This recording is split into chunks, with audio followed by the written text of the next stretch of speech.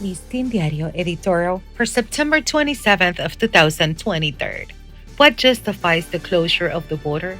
A long time before the Massacre Canal conflict broke out, the country was carefully outlining a national defense and security strategy in the face of the Haiti crisis.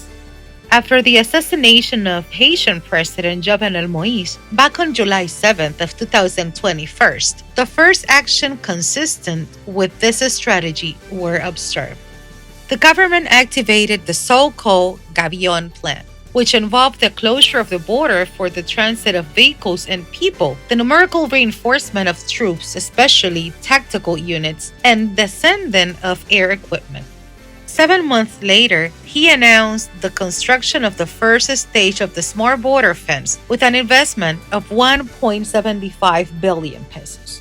In October of last year, President Abinader ordered the acquisition of 10 new aircraft for reconnaissance and surveillance, as well as the replacement of 6 Huey-2 helicopters, 21 armored vehicles, and 4 anti-riot trucks for the Army.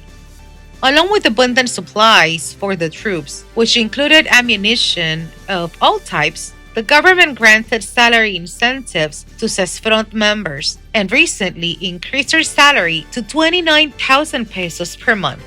With the activation of the Southern Air Command in Barahona, the national defense and security strategy acquired another dimension. In parallel with the arms line, the government intensified raids to detain undocumented Haitians, repatriating 137,957 from January to August of this year.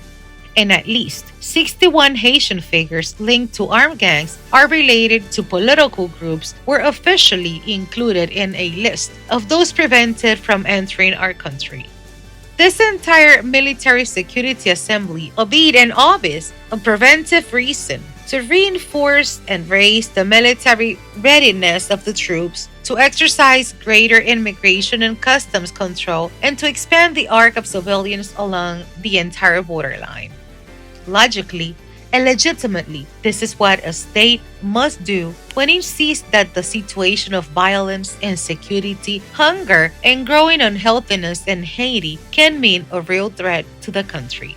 The conflict that has been unleashed upon resuming the construction of a diversion canal by Haiti is an added component to the combustion of the power vacuum and ungovernability in that country. A calculated provocation, with international blackmail included, when it occurs just at the moment when a coalition of foreign troops is enlisting to restore order and institutions in Haiti. The border closure represents a double preventive security move.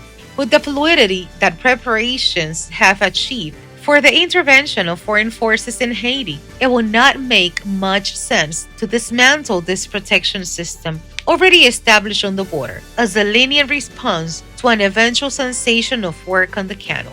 This is the Abinader Rai, clearer and more understandable now that the intervention of foreign troops in Haiti seems more imminent and inevitable. For Listín Diario voiceover and translations by Indira Rodriguez.